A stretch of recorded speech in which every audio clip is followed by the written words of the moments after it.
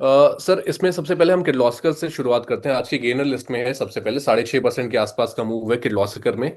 और अगर पिछले कुछ टाइम का देखें, एक साल में 2-2.5% के आसपास ही मूव आया है सर। तो कंसोलिडेशन का एक लंबा फेज एक साल का यहाँ पर दिखा है। किर्लोस्कर में अब इस पॉइंट से क्या करें? देखिए, किर्लोस्कर इंजीनियर की अगर आप बात कर रहे हैं तो आप देखिए किर्लोस्कर इंजीनियर किर्लोस्कर में। ऑयल। अरे ऑयल। हम्म। किर्लोस्कर ऑयल। हाँ, किर्लोस्कर ऑयल इंजीनियरिंग। मल्टीपल इसमें बाई कैंडल्स रही हैं। देखिए, यहाँ मोमेंटम आया, फिर साइडवेज चला गया, फिर मोमेंटम आया, तो ये पूरी एक्यूमुलेशन और ये हम्म। कंसोलिडेशन अगर आप देखेंगे तो पूरा राउंडिंग स्ट्रक्चर यहाँ पे बना हुआ है।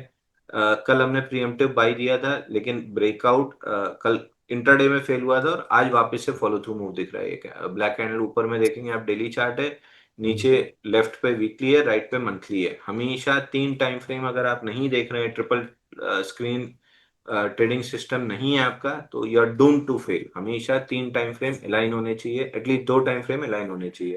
कल हम्म। यहाँ पे एक प्रीएम्प्टिव बाई ब्रेकआउट कैंडल बनी थी, डे एंड पे नीचे आके क्लोज हुई, स्टॉप लॉस कटे, आज रिवर्सल आ रहा है।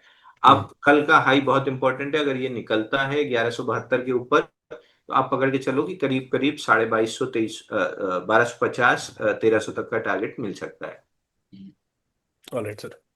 सर सवाल भी आ रहे हैं कुछ। आई डोंट नो, इनका नाम इन्होंने मेंशन नहीं किया। ये पूछ रहे हैं कि सर इनके पास जीएमडीसी मौजूद है, 300 शेयर्स हैं जीएमडीसी के और बाइंग प्राइस 554 की है। पूछ रहे हैं please give you view for next 1 quarter with stop loss. देखिए, जीएमडीसी में अगेन आप मंथली चार्ट पे, अगर आप वीकली पे भी देख लेंगे तो ये कपनल पैटर्न का यहाँ पे ब्रेकआउट आया था।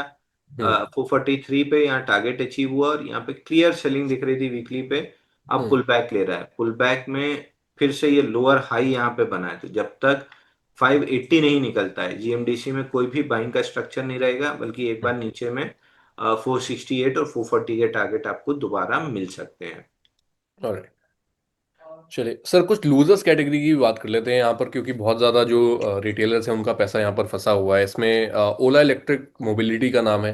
4-4.5% के आसपास आज करेक्शन हो चुकी है। फंडामेंटल देखें सर तो कुछ भी मतलब बचा नहीं है जहाँ तक वो है। ओला इलेक्ट्रिक आज के दिन पर 36 रुपए के आसपास में ट्रेड कर रहा है। एक साल में 63% की गिरावट इस स्टॉक में है। मतलब कुछ है सर यहाँ पे बाउंस बैक टर्न अराउंड कुछ हो सकता है, या फिर अब एग्जिट करें कंप्लीटली इसको? देखिए, ओला इलेक्ट्रिक में मैं आपको हम्म। आईपीओ के टाइम से बोलते आ रहा हूँ कि यहाँ पे माल बेच लीजिए। हम्म। काफी नीचे जाने वाला है, काउंटर 10 रुपए का टारगेट था, यहाँ पे 38 का ये लो बना था। हम्म। उसके बाद इस पूरे स्ट्रक्चर का यहाँ पे ब्रेकआउट आया था। हम्म। ब्रेकआउट के बाद ये 48.9 का ब्रेकआउट था, 66 का यहाँ पे टारगेट अचीव हुआ था, जो कि बड़ा रेजिस्टेंस था। वो भी क्यों था? ये वाला मंथली पे ऑर्डर ब्लॉक था। तो हम्म। ऑर्डर ब्लॉक जैसे ही टेस्ट हुआ, आप देखिए मंथली पे क्लियर शूटिंग स्टार कैंडल की फॉर्मेशन थी, तो इस लो का टारगेट वापस खुला था। अब ये लो आ चुका है, बल्कि तोड़ रहा है।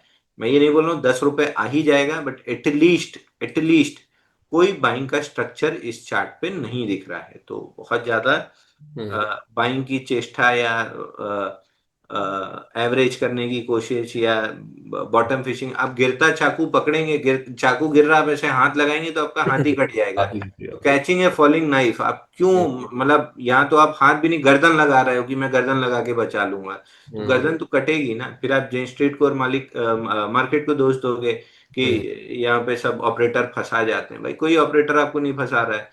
इतना हमने बुल फ्लैग डिस्कस किया, ये आप हम्म। देख लीजिए बेयर फ्लैग बन रहा है इस पे। मैंने कर ही लीजिए, बट ये आप देखिए, ये पूरा पोल बना है, ये पूरा फ्लैग बना है, इसका ये ब्रेकडाउन आ रहा है। तो आइडियली ये फ्लैग कितना है, ऊपर में अगर आप पकड़ेंगे 57 और फ्लैग का लो पकड़ेंगे 40, यानी 17 रुपए का फ्लैग है। राइट। ब्रेकडाउन 40 रुपए पे आया है, -17 रुपए कीजिए, 23 रुपए का टारगेट फ्लैग पैटर्न का आता है। तो क्यों लेना है, क्यों एवरेज करना है? अभी टीटीएमएल हमने डिस्कस किया था, जी। टीटीएमएल पे आप वापस आ जाओ। हम्म। यहाँ पे ये बना था क्लियर कट बाइंग क्लाइमेक्स, 36 का हाई बना के शॉर्ट टर्म में। हाँ, यहाँ पे 36 का हाई बना के जब ये गिरना स्टार्ट हुआ, तो बाइंग क्लाइमेक्स, सॉरी टीटीएमएल नहीं, हमने ईज माई ट्रिप डिस्कस किया था, ईज माई ट्रिप, कि जिसका टारगेट अचीव हुआ। टीटीएमएल में तो भी बहुत समय टारगेट अचीव होने में। आप देखो यहाँ पे ये बाइंग क्लाइमेक्स बना था, लोग बार बार पूछते हैं। एक ये ओला की आप रील बना लेना, एक इसकी ईज माई ट्रिप की बना लेना, तो बहुत लोगों को मदद भी मिल जाएगी बाइंग क्लाइमेक्स समझने में। ये बाइंग क्लाइमेक्स था, ये प्राइमरी ब्रेकडाउन था 32 रुपए पे। और यहाँ पे ये 22 रुपए पे, जब ये लोअर हाई का स्ट्रक्चर ये नीचे आया, ये लोअर हाई बना, जब जी। ये यहाँ पे टूटा इस जोन में, तो यहाँ पे कंफर्म किया था मार्च में। सुबह से मल्टीपल शो में बता रहा हूँ, मार्च में बाइंग क्लाइमेक्स कंफर्म हुआ था। उसके बाद से आप देखिए कंटिन्यू गिरता ही गिरता जा रहा है कहीं भी। वीकली पे मूविंग एवरेज लगा लीजिए, एक मिनट सब डिलीट कर देता हूँ मैं आपके लिए, आप क्लीन चार्ट देखेगा। वीकली पे यहाँ पे 10, 20, 50 मूविंग एवरेज एक दूसरे के नीचे इस जोन में आ गया था। इस हम्म। जोन से आपको ईज माई ट्रिप में इंटरेस्ट ही नहीं होना चाहिए था, आपका ये पूरी गिरावट आप बचा लिए होते अगर basic common sense 10, 20, 50 moving average दो टाइम फ्रेम पे यूज कर रहे होते डेली पे।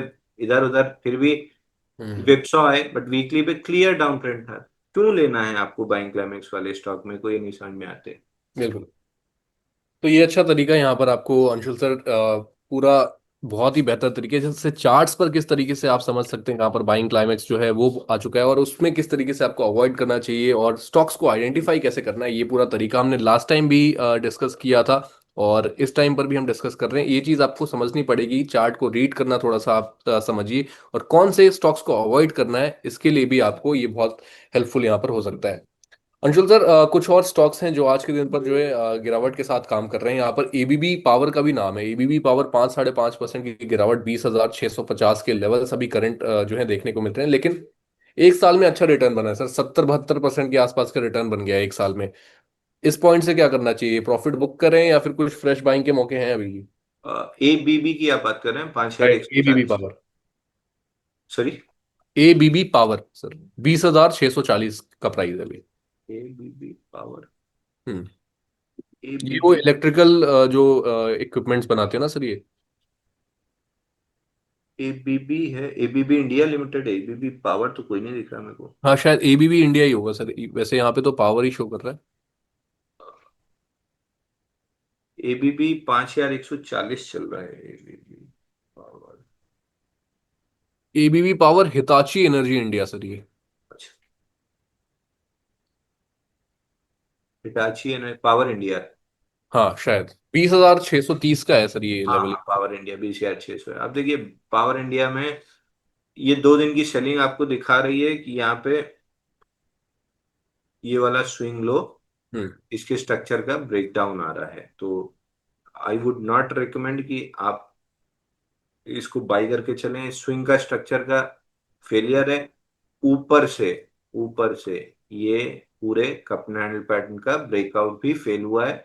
लॉन्ग लिक्विडेशन का पहला टारगेट हो गया है, अगला टारगेट आपका ये वाली गैप जोन खुलती है 18,700 के आसपास। तो पावर इंडिया में बिल्कुल भी किसी तरह की बाइंग नहीं करनी, ये कंपनी पैटर्न का फेलियर है। जो लोग बार बार पूछते हैं, एक इसकी भी अगर आप चाहें तो रील बना सकते हैं, ऊपर लिख दीजिएगा लॉन्ग लिक्विडेशन, तो लोग समझ जाएंगे कि लॉन्ग लिक्विडेशन कैसे होती है। ये ब्रेकआउट आया था यहाँ पे, ये ब्रेकआउट इस दिन बना था, यहाँ हम्म। पे लॉन्ग स्ट्रैप हुए, ये ट्रैप कैंडल थी, अब इसका लिक्विडेशन आ रहा है जो इस गैप को फिल करने के लिए नीचे आ सकता है 18,800 तक। तो ये हो गया आपका हम्म। लॉन्ग, जिसको हम कहते हैं फेल्ड ब्रेकआउट और लॉन्ग लिक्विडेशन।